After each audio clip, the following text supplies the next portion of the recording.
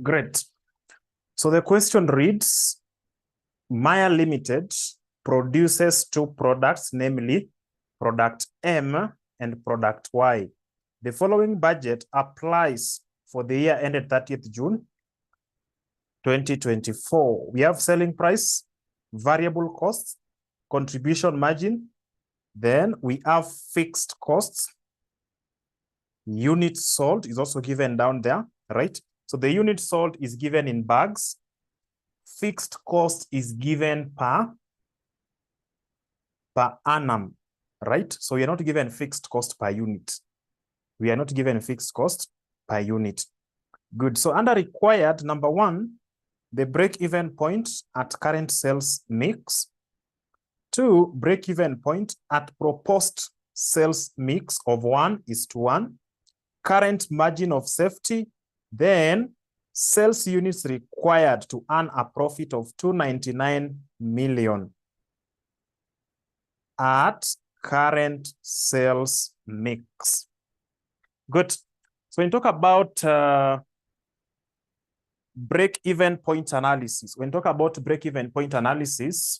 with the multiple products, the only thing that will be affected is the denominator.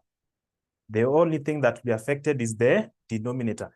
And why is it that our denominator will be affected? Remember, we are going to deal with two different products, 3 or even 4 different products whose selling price per unit is not the same. And therefore, we will not have the same contribution per unit. We will not have the same contribution margin. And therefore, we have to make sure that as we get the break-even point in units, we get the cumulative, the average, the cumulative average of these 3, 4, or even 5 products. So how do we deal with that first part? I will now write down the formulas that will be applying when dealing with what we call multiple products. Multiple products, right? So when we're dealing with multiple products, break-even point in units, first of all, we must talk about total fixed cost divided by summation of weighted average contribution margin.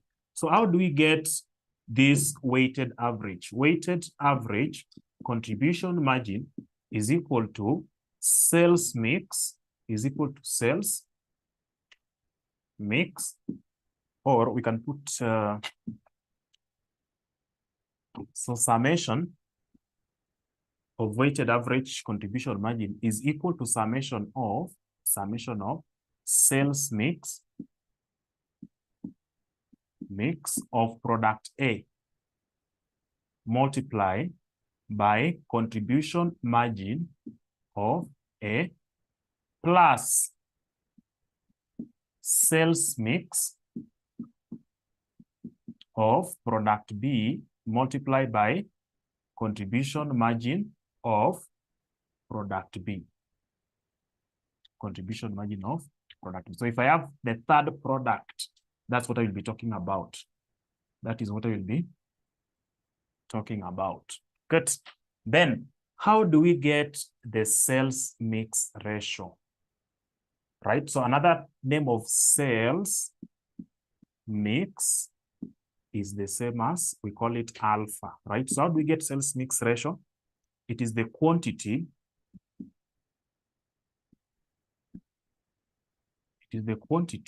of product A divided by quantity of A plus quantity of product B.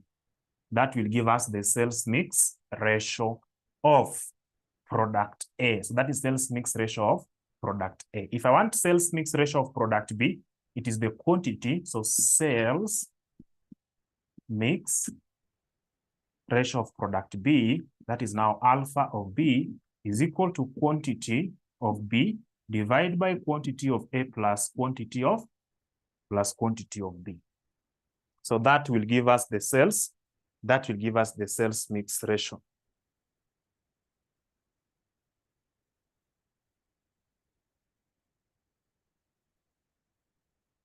sales mix ratio. Good. Fibs, are you able to see what I've indicated on the board? Are you able to see what I've indicated on the board?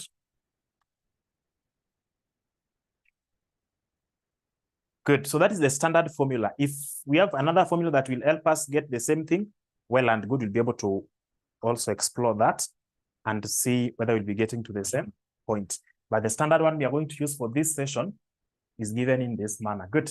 So once I have this, I'll be able to get break-even point in what? In units. I'll be able to get break-even point in units. And being that I'm dealing with 2 or 3 different products,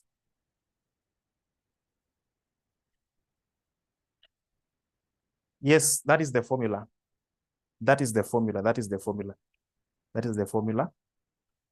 Good. So being that I'm dealing with 2 or 3 different products with different selling prices, then what are we going to do? What we'll be doing is very simple. We now talk about break-even point for each product. So break-even point in shillings will be equal to break-even point in units multiplied by selling price. Multiplied by selling price per unit. Multiplied by selling price per unit. Good.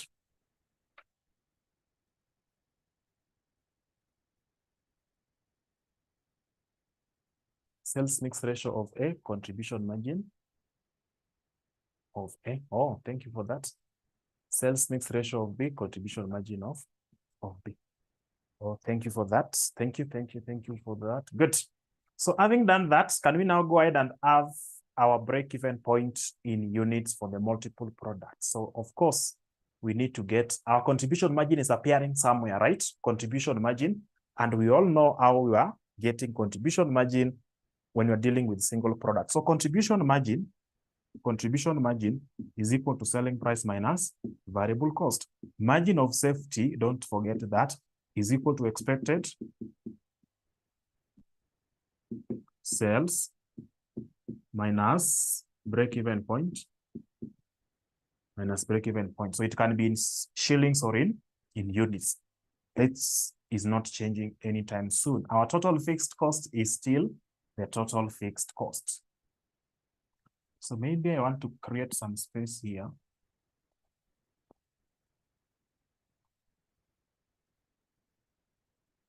Plus sales mix of A times contribution of B, yeah. So that I have some adequate space here.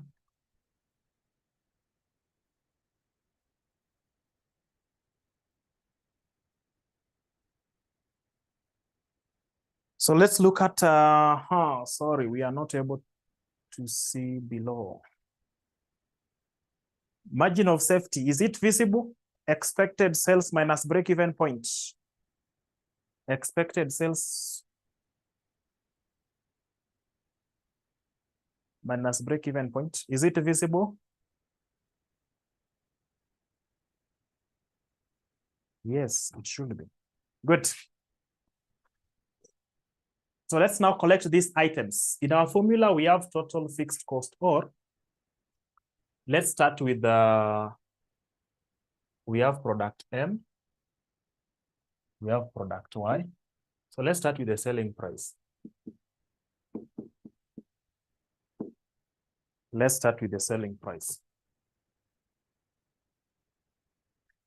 Break-even point in shillings is equal to break-even point in units multiplied by selling price. Contribution margin is equal to selling price per unit minus variable cost per unit. Then margin of safety, expected sales minus break-even point. Minus break-even point. Minus break-even point. Great. So are we given selling price? Selling price for product M is 6, that is per unit of M. Then we have 12 here. We have 2. we have 4. That is a variable cost.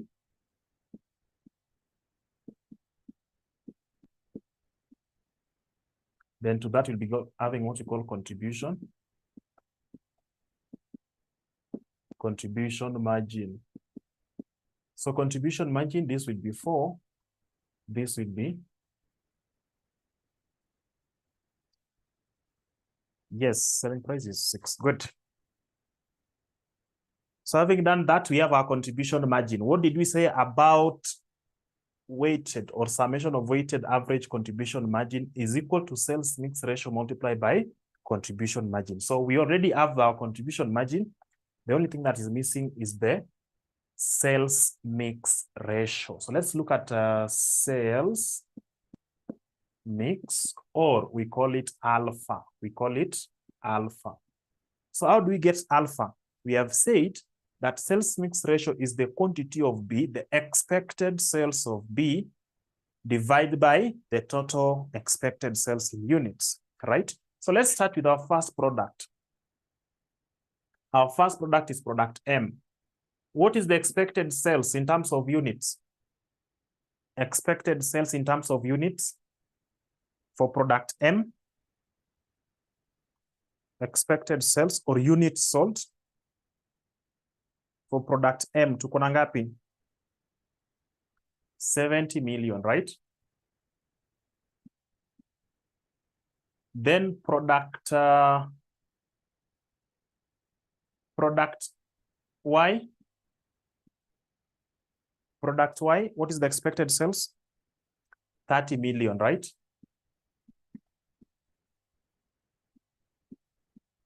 Can we get the total of these two? What is the total of the two? 100 million. 100 million. So in terms of proportion, what proportion of this total is taken by product M? We divide by the total number of units. 100. We divide by the total number of units. So what do we have as the sales mix ratio for product M? M ni 0.7 and Y is 0.3.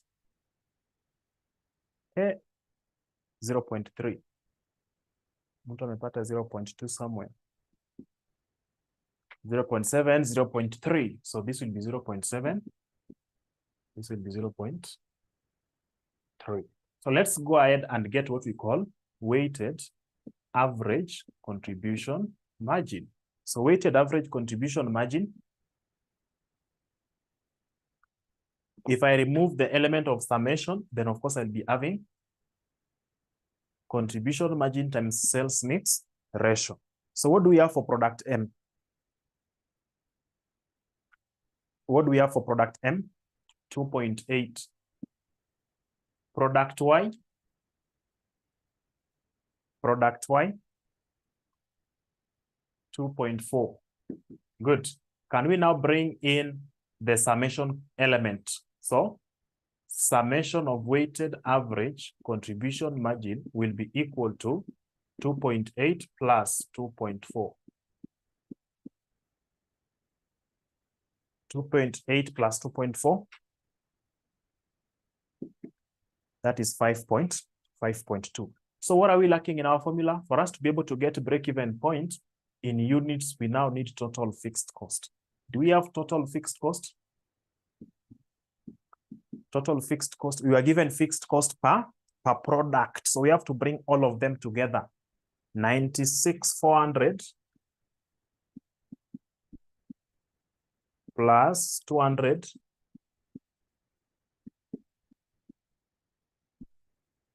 What is your total fixed cost? What is your total fixed cost?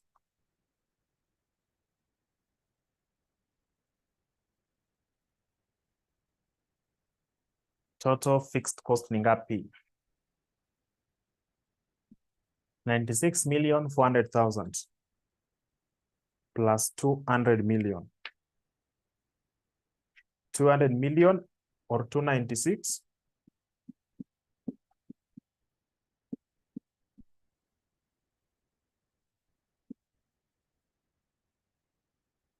$400,000. Good. So having done that, are we able to get now our break-even point in units? Break-even point in units will be total fixed cost divided by contribution margin or weighted average contribution margin ratio. What is our break-even point?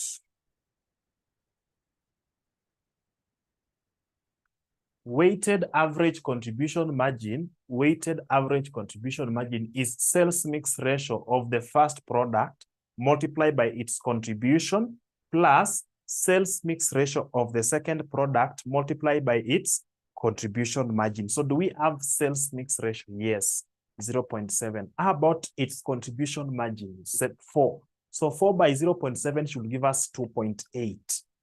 0.3 by 8 should give us 2.4. When I add the 2, I'm now bringing in the element of summation. 2.8 plus 2.4, giving us 5.2. That's how we got the figures. Is it clear, Evelyn? Is it clear, Evelyn? Great. So now let's come to this part. Our break-even point in units is 57 what? 57 million. 57 million bags. That's our break-even point in. That's our break-even point in units. Are we able to know the exact quantity for M and exact quantity for Y? Are we able to know that? And I want us to go ahead and compare. Will it give us a profit of 0? Let's compare. So how do we now get the number of units for product M and the number of units for product Y, right? So the break-even point in units for individual products will be done based on the sales mix ratio.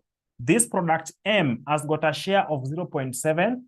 Then this product Y has got a share of 0.3. So can we take for product M,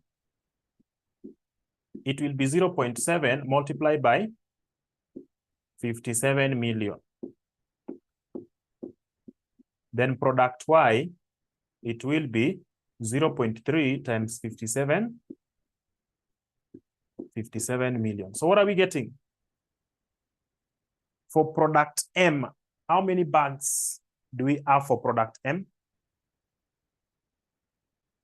How many bags do we have for product M? 39,900,000 bags. Product Y? Product Y? 0.3, that is 17 million.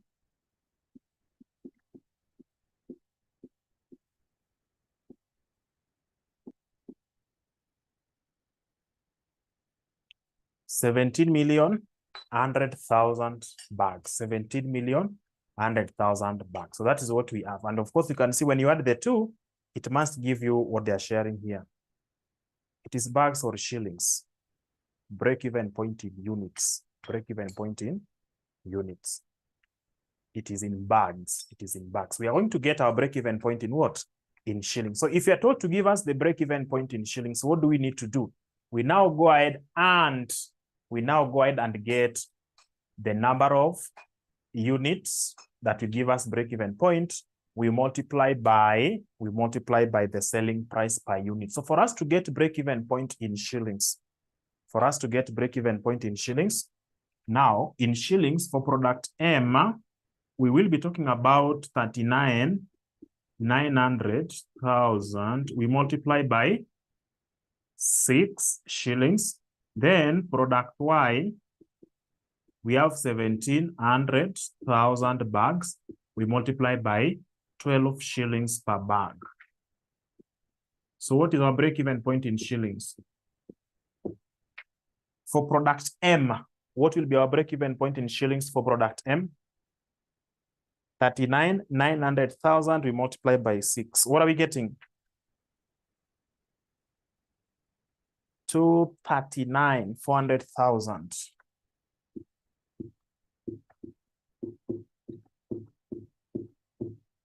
239,400,000. Good. How about product Y? 20 million or 205,200,000. 205 million.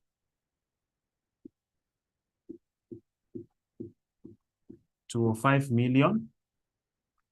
200,000. 205 million. 200,000. 205 million. 200,000. So that's what you're supposed to. That's how you're supposed to do your calculations for the break-even point in units. Now, when dealing with multiple products, we have said the selling price is not the same.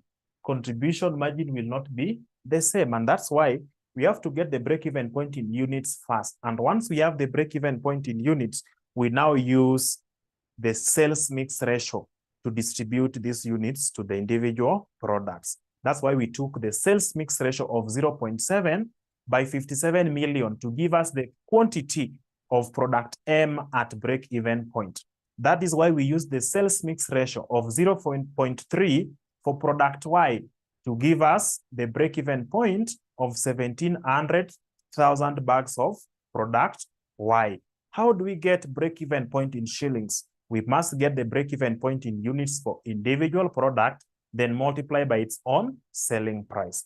That is why we took 39,900,000 multiplied by 6 to give us break-even point in shillings. That is why we took 17,100,000 multiplied by 12 to give us the break-even point in what? In shillings for product Y. So that's how we get our break-even point in shillings and in units for multiple products. So I want us to use this break-even point and see whether we'll be able to do what? To break even.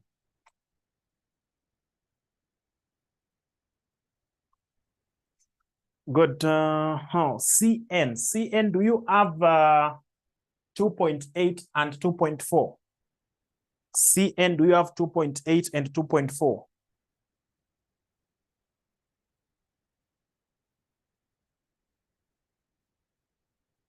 Good. So when you take 2.8 plus 2.4, what are you getting? 2.8 plus 2.4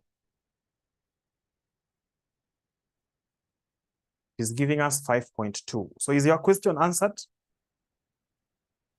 Is your question answered?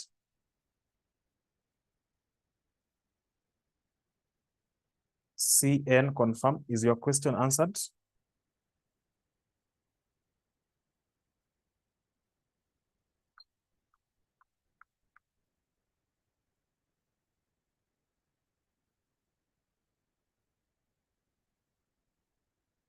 CN.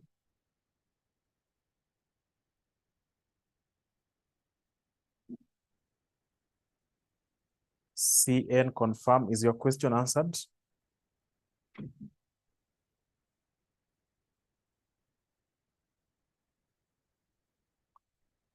Okay. It means you disappeared. So that is beyond us.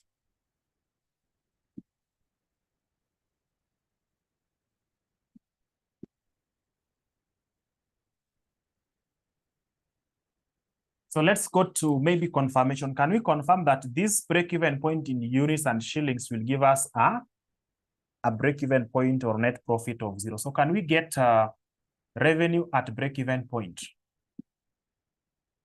So revenue at break-even point, we'll be talking about the units at break-even point. We have 39,900,000. We multiply by selling price, which is 6, plus 1,700,000. We multiply by 12, right? So this will give us total revenue. Then to that revenue, we need to less cost of sales or variable cost. We need to less variable cost. So variable cost variable cost will be 39,900,000 multiplied by 6 plus 1,700,000 multiplied by not 6 but by variable cost per unit by 2. Then this one here we multiply by 4, right? So this of course will be deducting. So what are you getting as your revenue? What are you getting as your revenue?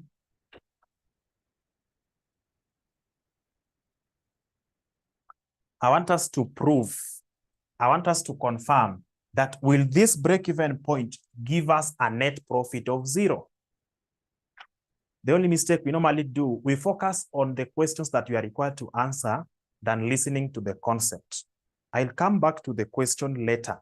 Let's focus on the concept. Let's focus on the concept. So what is your total revenue?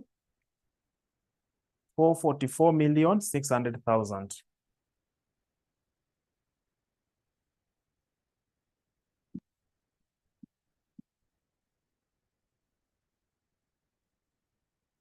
How about variable cost?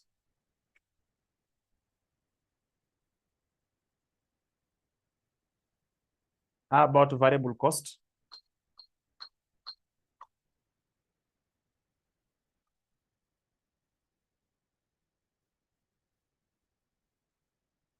How about variable cost? 148,200,000. Good. So when I deduct that, you're getting what you call gross contribution. Gross contribution. So what are you getting? Gross contribution, revenue minus variable cost. What is your gross contribution? 296,400.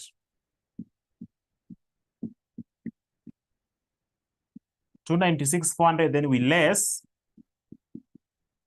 fixed costs.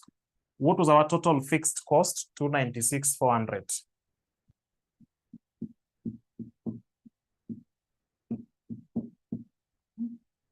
What is your net profit at break-even point? What should be our net profit at break-even point?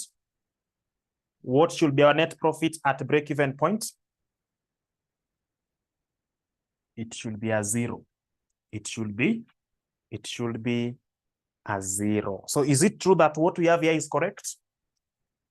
Is it true that what we have done here is correct? Yes. So you now confirmed that it's actually taking us to a net profit of what? Of 0. Can we now go ahead and get margin of safety? Can we now go ahead and get what we call margin of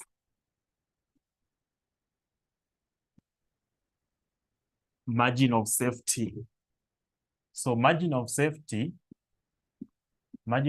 is equal to expected sales minus break-even point. It can be in units, it can be in shillings. So let's start with maybe margin of safety in units. So our margin of safety here in units, expected sales in units we are having, we add 70,000 units plus 30,000 units, that was 100,000. 100,000.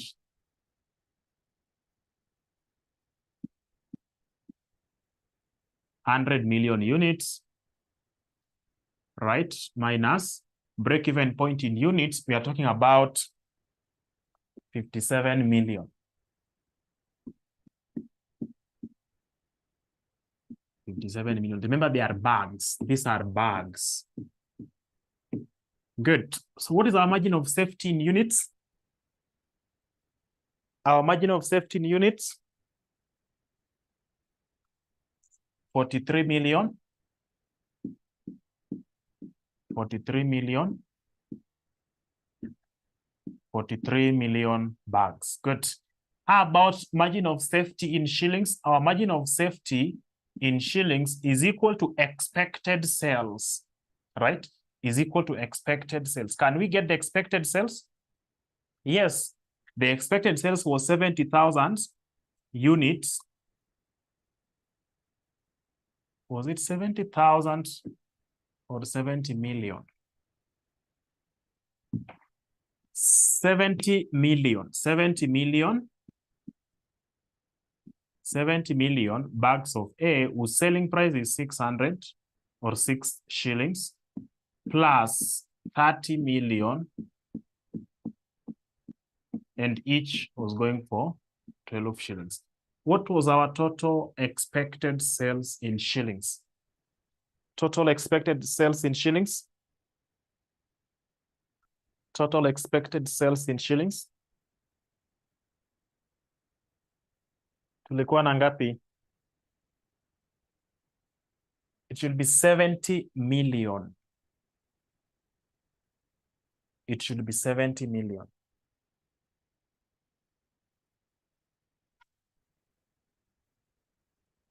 $780. So this is 780 million. That is expected sales minus break-even point in shillings. Are we able to get our break-even point in shillings? Yes. For product M, it is 239,400. For product Y, it is 205,200. So when you add the two, what are you getting as the total break-even point?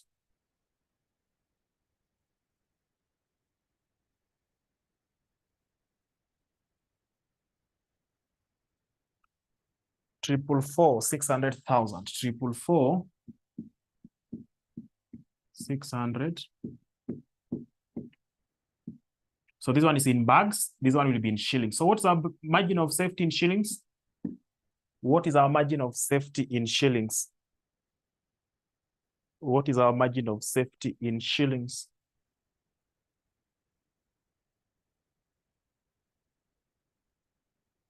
The difference between the two should be our margin of safety in shillings. 335, 400,000.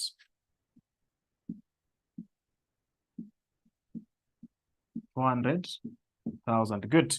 So that's what we have in shillings, our margin of safety. Are we able to express this as a percentage? Or maybe you have your margin of safety in units. Can we now divide for each product? For each product, don't forget about the ratio. You will use that ratio to distribute what? To distribute this number of bags to product M and to product Y, right? For example, if I were to take this for each product, M will be having 0.7 of 43 million. Someone should be having the answer already. Then product Y will be having 0.3 times 43 million. What share will be taken by product M? What share will be taken by product M? Margin of safety for each product, 30 million, 100,000. So this will be 30 million, 100,000. How about Y? How about Y? 0.3 of 43 million. 0.3 of 43 million. Itakuwa ngapi? 12,900,000. 12,900,000. So those are bags. Margin of safety in what? Margin of safety in units. What if I were to get it in shillings? I'll be taking this, multiplying by 6 shillings. I'll be taking this one, multiplied by 12 shillings. Great. But I want us to go back again, having looked at that, still under margin of safety. Can we get our margin of safety as a percentage and compare the two, whether they will give us the same thing? So margin of safety in units, right? In units. This one is in shillings, right? So in units, margin of safety as a percentage will be margin of safety over expected sales. Then all of that you express as a percentage, right? So let's start with margin of safety in units. That will be 43 million. 43 million. We divide by the total number of bags or expected sales of 100 million, then we express as a percentage. Then We can also get it by use of the margin of safety in shillings. That is, so we can talk about or 335, 400,000 divide by 780 million. The whole of this we express as a percentage. So what are you getting for the first one? 3 decimal places.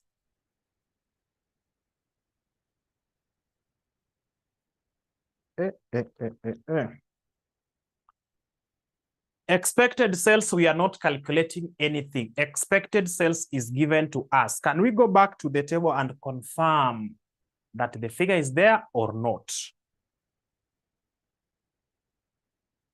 Maya Limited produces 2 products, namely product M and product Y. The following budget applies for the year ended 30th June 2024. In a question of this nature, if I have the term budget is the same as expected, is the same as the standard sales budget. Now, the selling price is 6 shillings for M, 12 shillings for Y, variable cost 2 and 4, contribution 4 shillings and 8 shillings respectively. Below that, we have fixed costs, 96,400,000, 200 million for Y. Then below the fixed cost, we have something there, units sold. And because these are budget, that is now the expected sales. That's the standard sales or budgeted sales. We are given sales in bags. We are given sales in units. Product Y has got 70,000 or 70 million. Product Y has got 30 million. When you add the two, what are you getting? When you add the two, what are you getting? J and 99 others. What are you getting?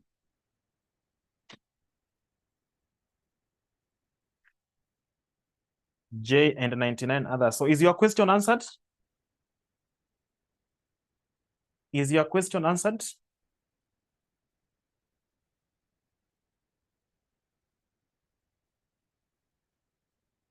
J is not responding. I want us to move step by step. I can see you have more than one question. So the first part, the origin of 100 million. Have you been able to see how to get it? J tuanzie hapo, yes or no? Have you seen the origin of 100 million? Thank you. Margin of safety in units. Margin of safety in units, we said it is expected sales minus break-even point, full stop. Do we have, now that we have decided to put expected sales in units, which is 100 million, what is our break-even point in units? J and 99 others. What is our break-even point in units? What's our break-even point in units? So when you take 100 million minus 57, what are you getting? Is it anything close to this 43 million? Good. Margin of safety in shillings, it is expected sales minus break-even point. What we are trying to change here is basically shillings and shillings. Can we get expected sales in shillings? As per the budget, they budgeted to sell 70,000 or 70 million units of product M, whose selling price is 6 shillings. They also projected to sell 30,000 or 30 million units of product Y at 12 shillings. Go to your calculator and please write for me these two things. 70 million by 6 plus 6 is the selling price. Expected sales for product M is 70 million. 70 million by 6 plus 30 million by 12. What are you getting? What are you getting? What are you getting? What are you getting?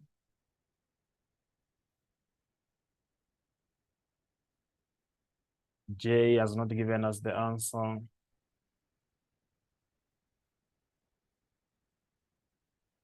J, confirm whether you are getting the same thing. Thank you. So is your question answered about the origin of 780 million? Thank you. I hope you are now able to understand the origin of this 444,600,000. It is basically the summation of break-even point in shillings that we have here. These two will give you the break-even point in shillings. Really? Which part? Which part should I pardon? Which part?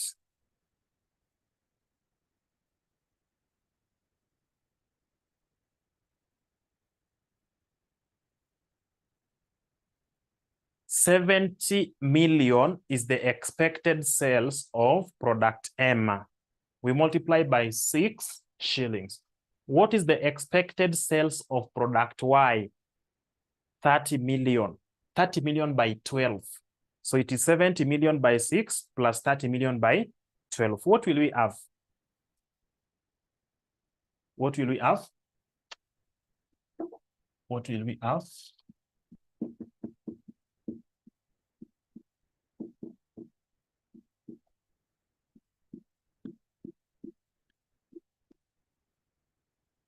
What will we have?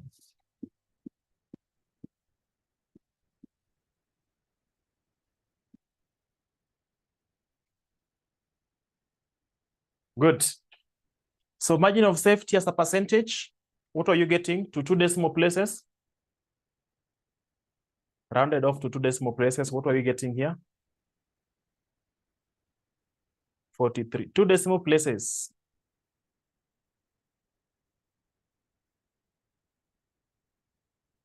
$43 is not 2 decimal places. 43. How about this? Is it giving you the same thing? Is it giving you the same thing?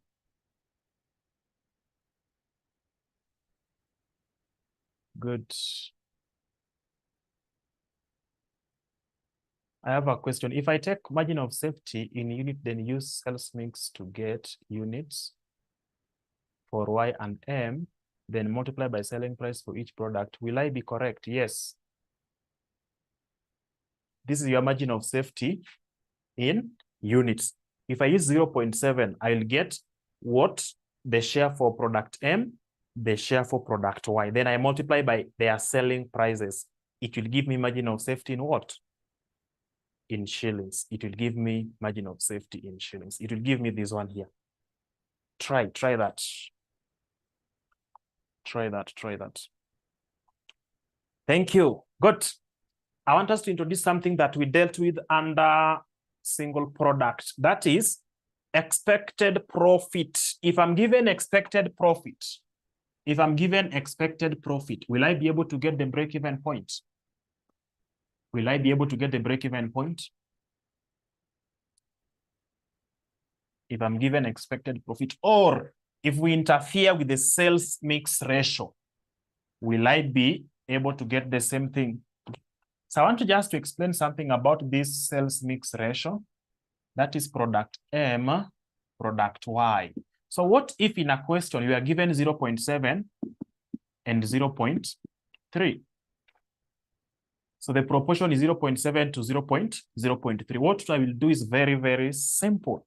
How do I get the proportion? I will say 0.7 is to 0.3, right? 0.7 is to 0.3. Of course, I'll talk about 1, then I have something this other side. Now, what I need to do is very simple. For me to convert this to a fraction, I will be talking about 0.7 to 0.3. So add the 2. Add the 2. When you add the 2, it will be over 1. It will be over 1, right? So it means this will be 0.7 over 1, 0.3 over 1. That is it. That's how we deal with it. Or 7 over 10, 3 over 10. What if I'm given now the proportion, that is the ratio is M to Y is 1:1. What will be the proportion? If that is the case, add the 2. When I add the 2, what will I have? 2. So it is 1 over 2, 1 over 2. What if M is to Y is given as 3:5? What will I have? Add these 2. what will it give you? 8. So it is 3/8, 5/8. What are we talking about here? This is now the sales mix ratio. This will be the sales mix ratio. This will be the alpha, right? Alpha, or sales mix ratio, or sales mix ratio.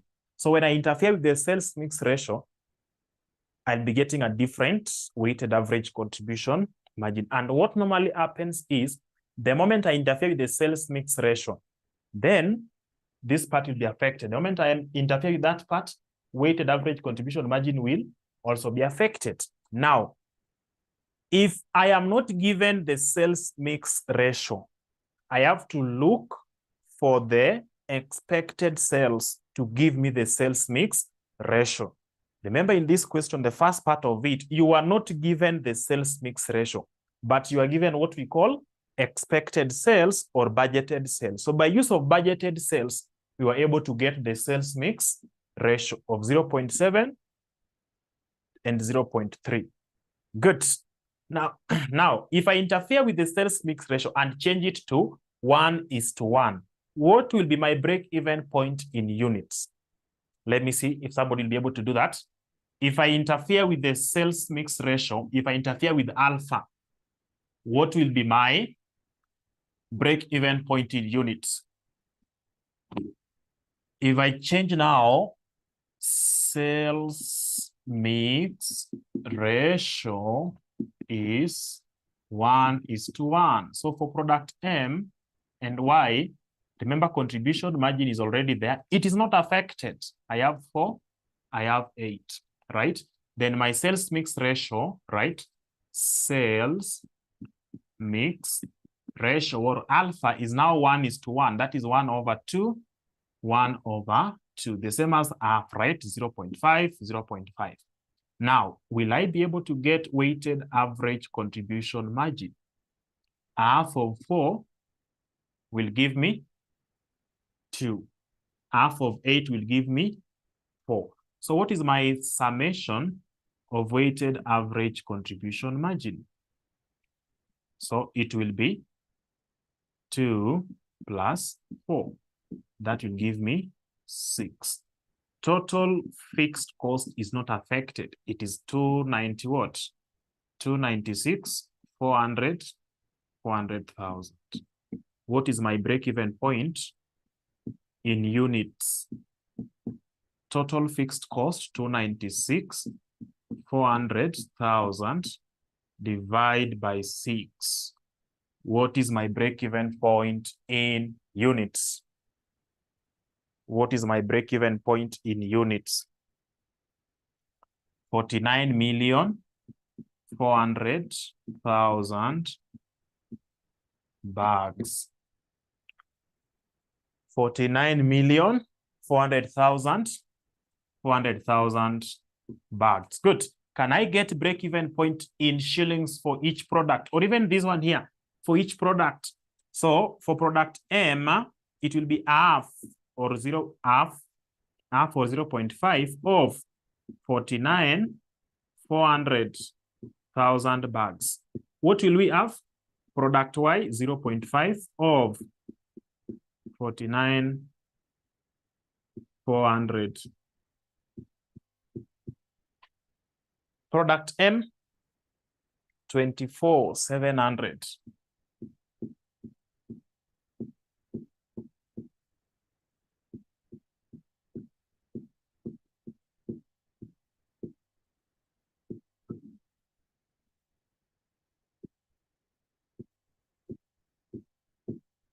Good. Can we get it in shillings? Can we get what of ratio like 3:2? If it is 3:2, 3:2, 3 plus 2, 5. 3/5, 2/5. That is it. That is it. If it is 10:7, 10:7, 10 plus 7, 17. 10/17, 7/17. Just like that. So please give me break-even point in shillings for product M. what is the break-even point in shillings for product M? Break-even point in shillings for product M. Break-even point in shillings for product M.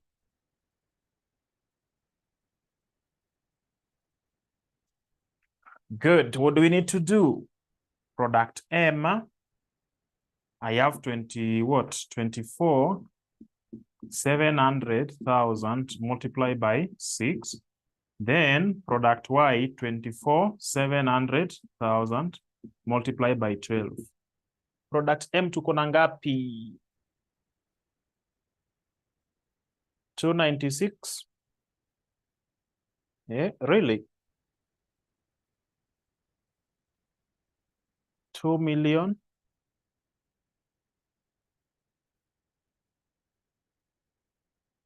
What I know, Y will be double of what we are 14. 148, 200,000.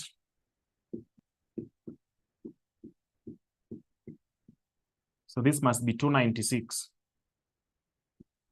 296, 400. 296, 400,000. Good. Yeah, that is it. If you want for the whole organization, you add the 2, then you are good to go. You add the 2, then you are good to go. Great. So that is when you interfere with the sales mix ratio. When you interfere with the sales mix ratio. When you interfere with the sales mix ratio. So are we together up to that point? Maybe before we now look at the question, what do they want to? What do they want? What are you required to do? So Roman 1, the break-even point at current sales mix.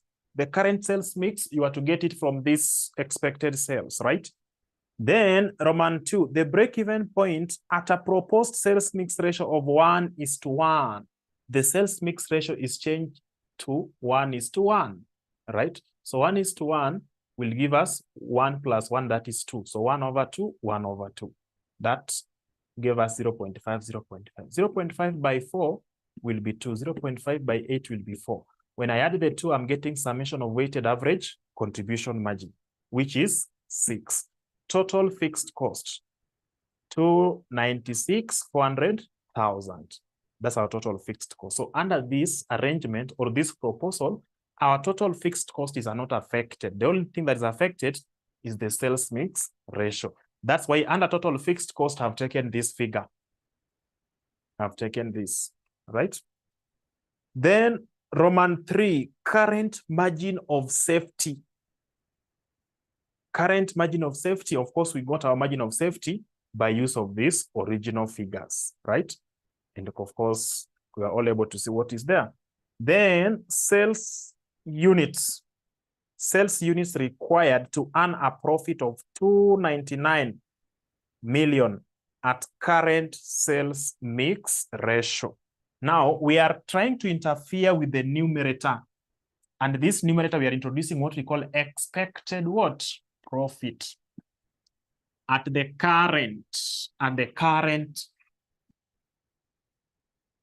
sales mix ratio. What we are dealing with there is basically target profit of 299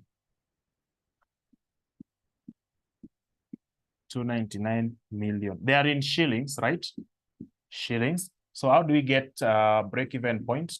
Remember, they want it in units, right? They want it in units will be total fixed cost plus target profit.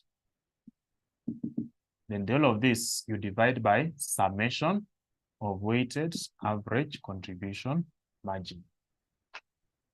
So do we have total fixed cost? Yes, we have 20 what? 296,400,000 plus target profit of 299 million. 299 million. We divide by summation of weighted average contribution margin under current sales mix ratio.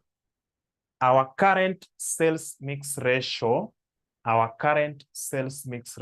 is 70 million to 30 million. That is 0.7 is to 0.3.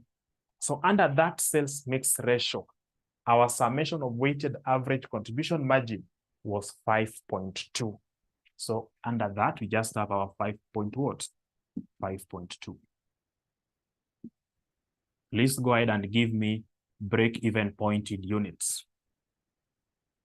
There's a question, in such a question, when asked margin of safety and the question does not specify in units or in shillings, will either suffice? Yes. So long as you're able to give us the formula there, you will get your full marks. What is your break-even point in units? Yes, I've not interfered with anything. No. 1.1 is the proposed. Can you read additional information number? Read Roman 2. The break-even point at a proposed sales mix ratio of 1 is to 1. The moment they mentioned current, we go back to the default figures that were given to us. Actually, what we have been doing here from the start under this December 2024, that is what we call, let me give you the name. It is called sensitivity analysis. Sensitivity analysis. So under sensitivity analysis, we change one item at a time. Our formula says that break-even point is equal to total fixed cost, right? Plus or divide by summation of weighted average contribution margin. Now, this total fixed cost or numerator, I can interfere with it by introducing what we call target profit. Actually, it should be plus target profit. So originally, we were not having target profit. What if I keep everything constant but introduce target profit? What will happen to my break-even point? That's number one. Number two, what if I keep everything constant, but now the denominator is affected by introducing a different sales mix ratio? What will I have as the break-even point? So changing one item at a time is what we call sensitivity analysis under this topic, right? So the first one, the current is that 0.7 is to 0.3. Proposed is given under Roman number 2. And that proposed sales mix ratio is only affecting Roman 2. Roman 3, your margin of safety should be dependent on the original figures of 70,000 or 70 million for M and 30 million bags for Y. Is that clear to somebody?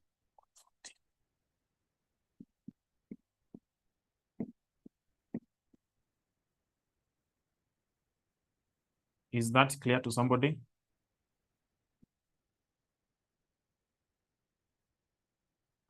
So we're getting 114,500,000 bags. So for you to have this target profit of 299 million, you must sell 114,500,000 bags. But can we now distribute these bags to each product? Let's say we want to know the specific quantity of product M to be produced. I'll take the original sales mix ratio of 0.7 by 114,500,000 bags. Then for Y, I'll take 0.3 times 114,500,000 bags. Please go ahead and give me the number of bags that will be produced for M. Number of bags for product M. 150 million. 150 or 80,150,000 bags.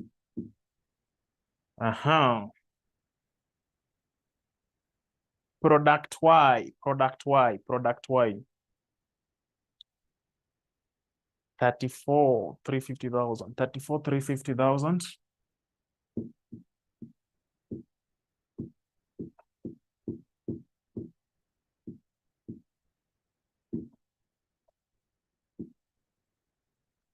34,350,000 bags. 34,350,000 bags. Good. Now, back to the question. Have you been able to see that all questions have been answered? Have you been able to see that we have answered all the questions? Have you been able to see that we have answered all the questions? Good. So at your free time, can you now visit August 2020? Is it August 2024? Question number.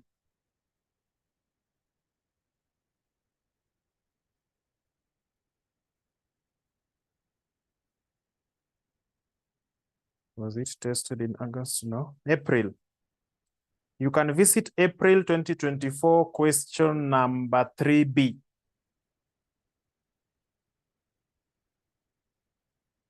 This was question number 5B. This was question number 5B. Question number 3 of 2024 December. Question number 3B.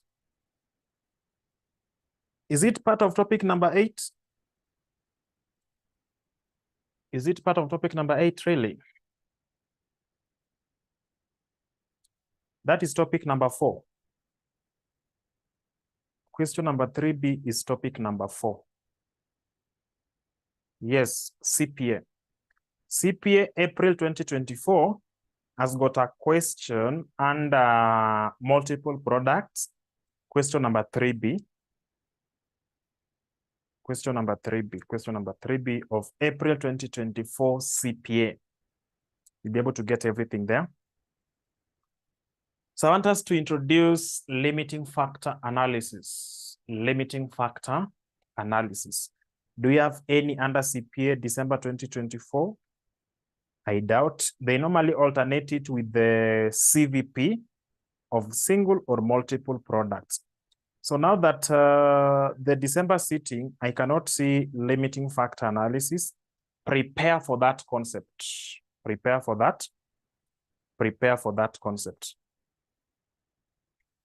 Okay, go ahead, Milton. Go ahead, Milton, as we prepare for question number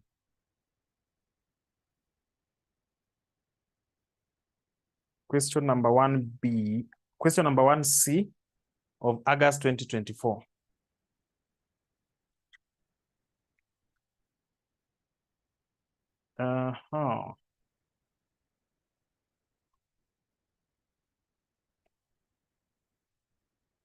August 2024, question number 1B.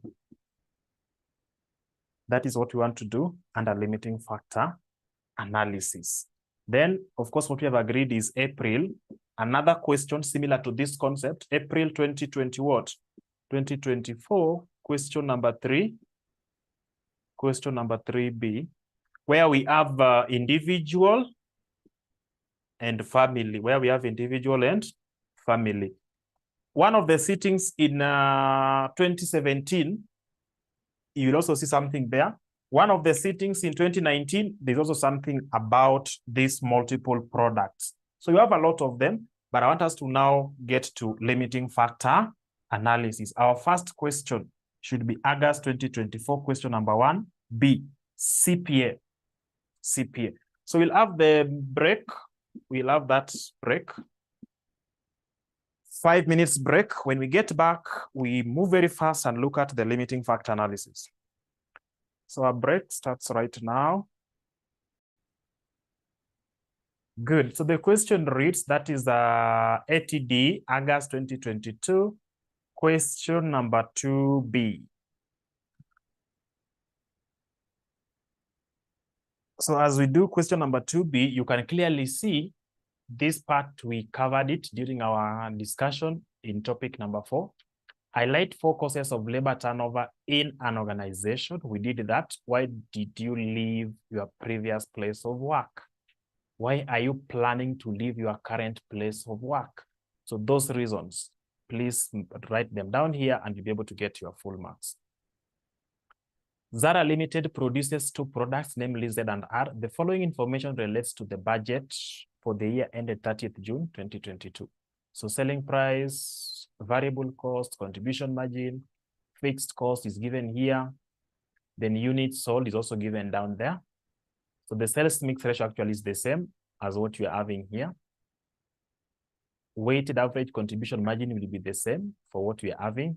But now break-even point will be different because we have a different figure for the total fixed cost. Calculate break-even point for each product. The break-even point for product Z to achieve target profit of 60,000. The margin of safety for product R. The product to produce based on break-even point calculated in B1 above. So my first question is, are we dealing with multiple products or single product here? Are we dealing with multiple products or single products? Is it multiple or single? So that question relates to single product, not multiple, single product, right? The break-even points of each product, the break-even point of product Z to achieve a target profit. Yeah, so that's single product. That is single product. Margin of safety for product R, you deal with them independently. You deal with them independently. Yeah. So that is it. We can now move to CPA, August 2024, question number 1B. CPA. Yes, there are two products, but if you look at the nature of the question down here, the break-even point for product, they are now separating these products, not both, but now they are trying to do what? To separate them. So you deal with each product on its own. You deal with each product on its own.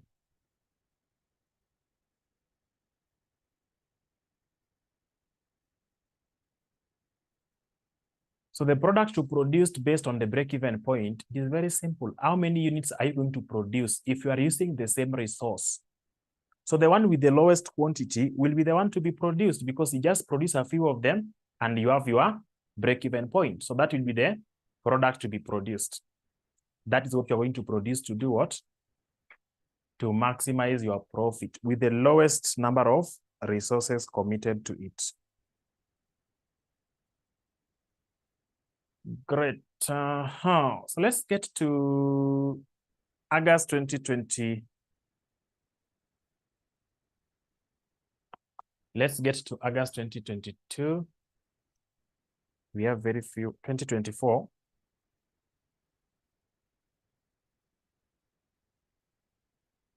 August 2024.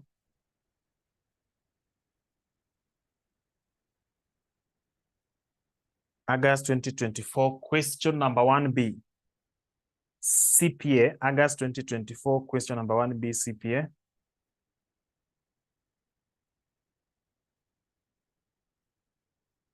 August 2024, question number 1B, CPA.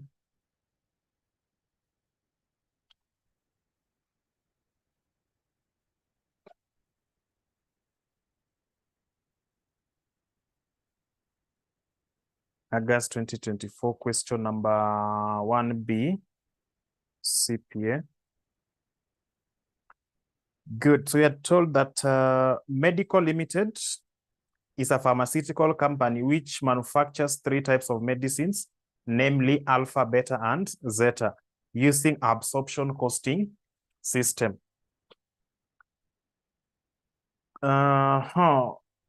The company has 2 grades of labor, that is skilled and semi-skilled labor. The following profit statement relates to the operations of Medical Limited. Selling price per unit, cost per unit is given there, direct material per unit, direct labor cost per unit. Under skilled, we need, it is 80 shillings per hour, but the company spent 80 shillings to produce a unit of alpha. So alpha requires 1 hour for the skilled, beta requires 2 hours, zeta requires 3 hours, right? Then we are having Semi-skilled, it is 60 shillings per hour. The company spent 60 shillings for alpha, that is 1 hour. Beta, 2 hours. Zeta will be 110 divided by 60. That is 1 hour and maybe 3/4 somewhere there. Then fixed overhead cost is given as 100, 100, 100. Then you are instructed to look at note number 1. What is this note number 1 saying? The fixed overhead costs are 1450 million per annum. This 1450 million per annum, we must be having some expected sales per annum to be able to get this total amount. We must be having some expected sales somewhere, right? So if you look at the expected sales of 3,000 units for that is alpha, 5,000 units that is for beta, and 6,500 units that is for zeta. And then you multiply by fixed cost per unit of, and then you multiply by fixed cost per unit, which is 100, it will give us 1450. So at full capacity, all the fixed costs are absorbed, right? Then number 2, variable overheads are absorbed into production at the rate of 100% of skilled labor and 50% of semi-skilled labor. The variable overheads have not been absorbed into the profit statement above, so we must include them up there. There is a maximum of 28,000 skilled labor hours available. Deficit units can be outsourced from a chemist suppliers at the following prices. Required, compute the shortfall in skilled labor hours. Do we have skilled labor hours that is sufficient to fulfill this demand? Or does it mean the company is not able to provide all that to take care of the entire demand? And if that is the case, how will they apportion? How will they know the exact number of units of zeta, beta, and alpha to produce so that they maximize profit from the 28,000 skilled labor hours? From the 28,000 skilled labor hours. So limiting factor analysis is very, very simple. It is the simplest concept under this particular topic. Right, so you're now you'll be adding something here that is limiting factor. Limiting factor analysis. Limiting factor analysis, specifically CPA August 2024 question number 1B. If I'm not wrong, question number 1C.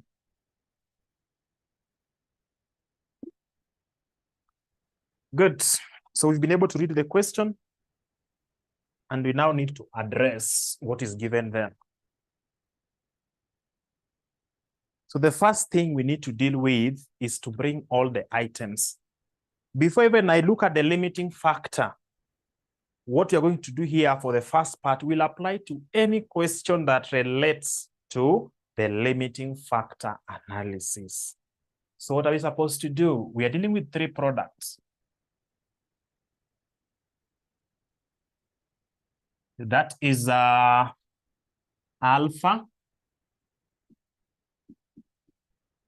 beta, and zeta. There's still enough space on the side.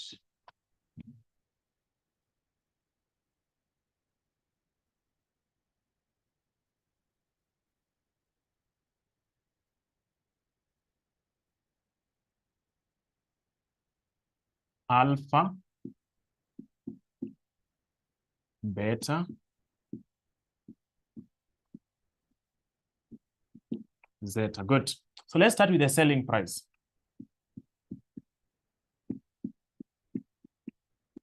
Selling price for alpha, we are given 595. We are given 870. We are given 1095.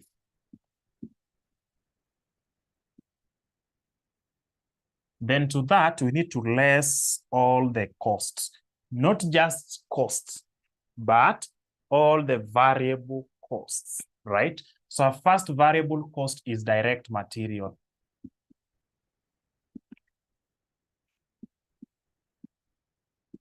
Our first variable cost is direct material, right? So direct material, we have 115, which we are going to deduct. We have 140. We have 220. Then to that, we have direct labor, right? So just write your direct labor cost. But this direct labor happens to be divided into two. We have skilled, and we have semi-what? Semi-skilled. All of them are variable.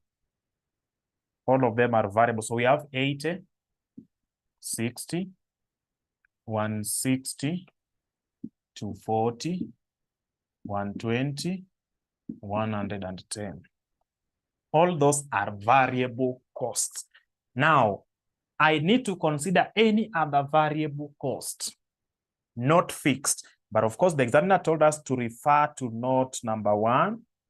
Now, look at note number 2. Variable overheads are absorbed into production at the rate of 100% of skilled labor and 50% of semi-skilled, right? So let's talk about variable overheads, right? These variable overheads are absorbed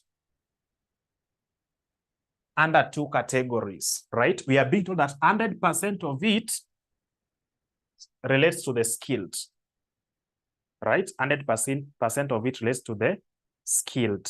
Then, so the skilled is this one here. It should be 80, 160, 240. Good.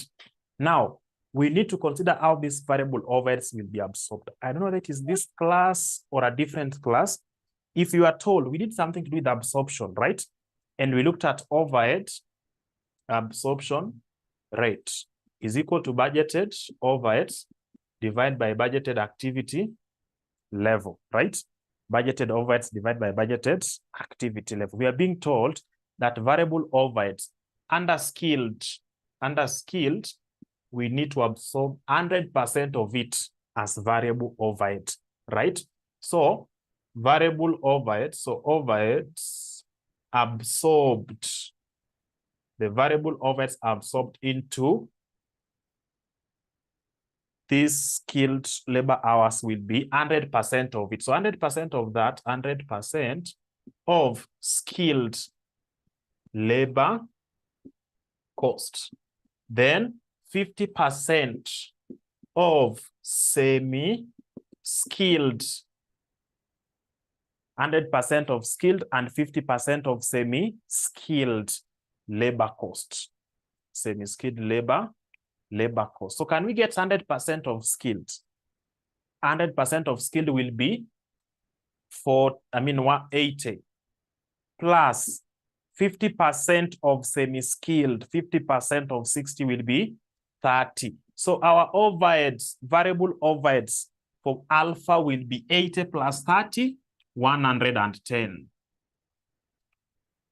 Variable overheads absorbed for product beta, 100% of skill, that is 160 plus 50% of semi-skilled, that is 60. So 160 plus 60, that will be 200 and what?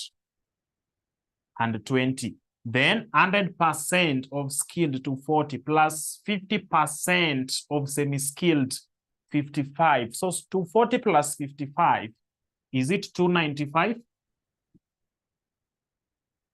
Is it 295? Great. Any other variable cost? All variable costs must be grouped together. All variable costs must be grouped together. Now, when I take selling price minus all the variable cost, What I will be getting here is called contribution. It's called contribution per unit. So can we get that contribution per unit? It is selling price minus all the variable costs. Minus all the variable costs. Minus all the variable cost. So give me for any of the three products. Ukipata the first one, you give us, someone can start from zeta and post the answer there. So I'm told 230 relates to alpha, right? 230 relates to alpha. How about beta? Beta tuko na ngapi? Beta tuko na ngapi? It is also 230, okay. How about zeta? Zeta tuko na ngapi? Pia ni 230. So does it mean we have 230 all through? Does it mean we have 230 all through? Good. So it is not going to bring out clearly what I wanted to explain from the word go. But assume you were to rank these products based on profitability. Which one will you go for? Beta is 450. All are 230. Mwingine anasema beta ni 450. So does it mean if I take 870 minus 140 minus 160 minus 120 minus 220, I should be having 450? Grace, confirm that. Should it be 450 ama? Mtu anapata 710. Anyway, let's leave it at 230. Good. So if you are to select the most profitable product, which one will you go for? Which one will you go for? So at this point, you cannot tell what you'll be going for. But I want you to do this so that you know the product that you'll be going for.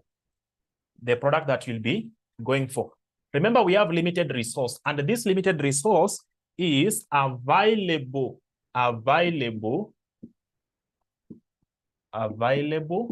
skilled labor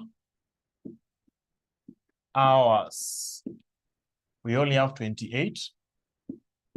Available skilled labor hours. We only have 28,000.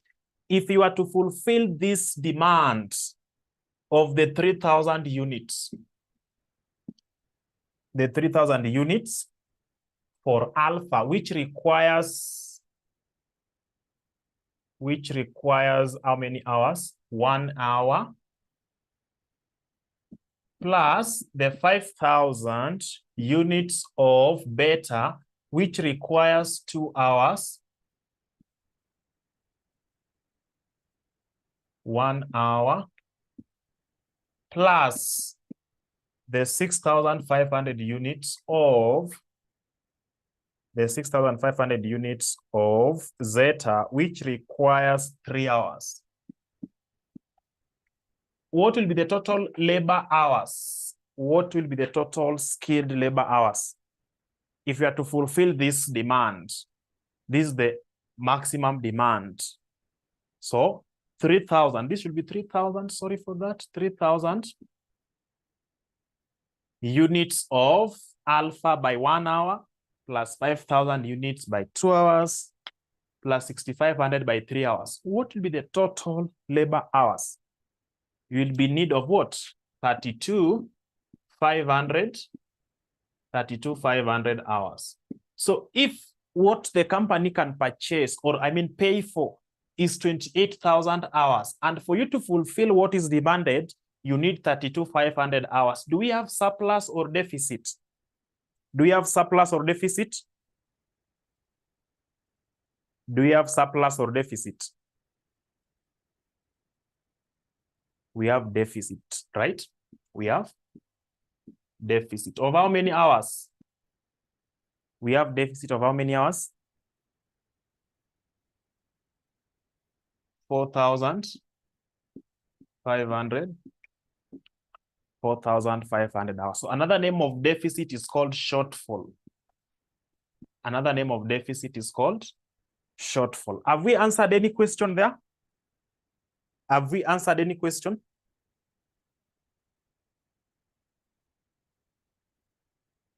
Have we answered any question? So have you seen how to answer the first part of the question? It does not rely on this section, right? It only relies on available limited resource and maximum demand. Hizo hours zimetoka wapi? Tumeambiwa that is the budgeted cost of producing a unit of each product. Look at the skilled labor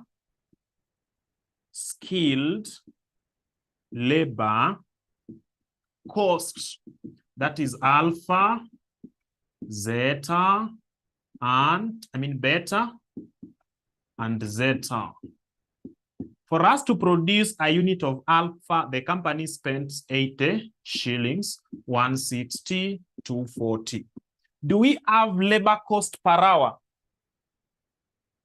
Do we have labor cost per hour? If yes, please give me labor cost per skilled labor hour.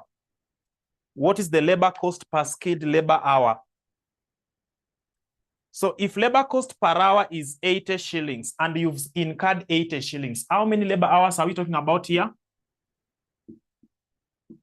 How many labor hours are we talking about here? If the rate is 80 shillings per hour, that will be 1 hour. If you have spent 160 shillings and each hour is 80 shillings, how many hours are we talking about here? If we have utilized 240 shillings and each hour is going for 80 shillings, how many hours have you utilized?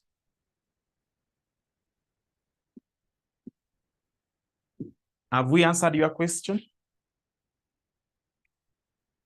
Is your question taken care of? Is your question taken care of? Great. That is it.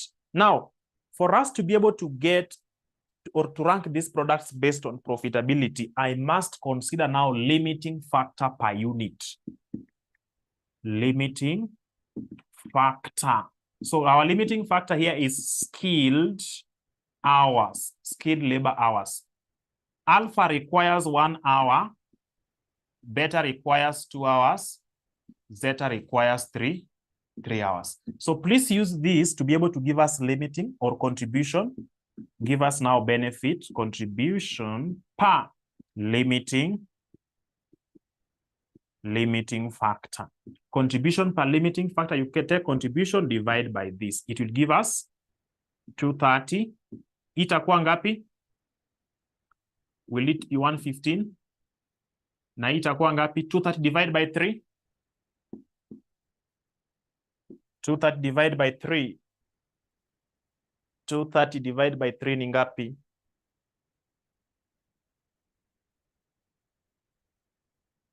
(230 divided by 3) tunapata ngapi? 76.67. Right? So if I were to use 1 hour to produce alpha, I'll be getting 230 as the benefit. If I use the same hour to produce beta, I'll be getting 115. The same 1 hour to produce zeta, I'll be having 70 what? 6.67. So which one is the most profitable at this point? Which one is the most profitable? Which one is the most profitable out of the 3?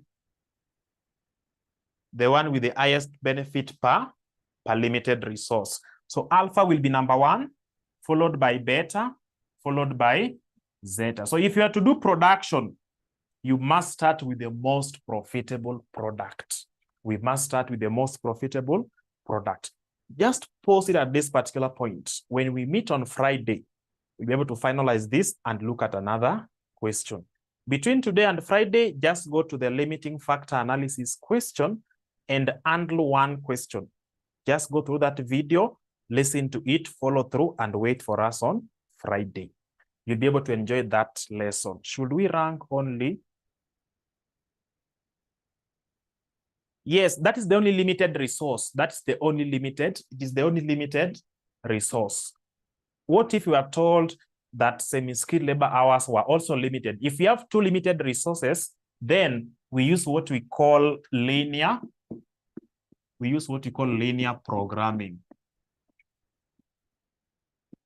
If we have 2 limited resources, then we use what we call linear programming, but that is not covered under management accounting or in any management accounting unit under CPA. It is not there. So option of dropping or continuing is not under limiting factor analysis. It is under topic number 8, but not this concept. But not that concept. Is it clear? Is it clear? Is it clear? Great. Thanks for your time. Have a blessed night, and let's meet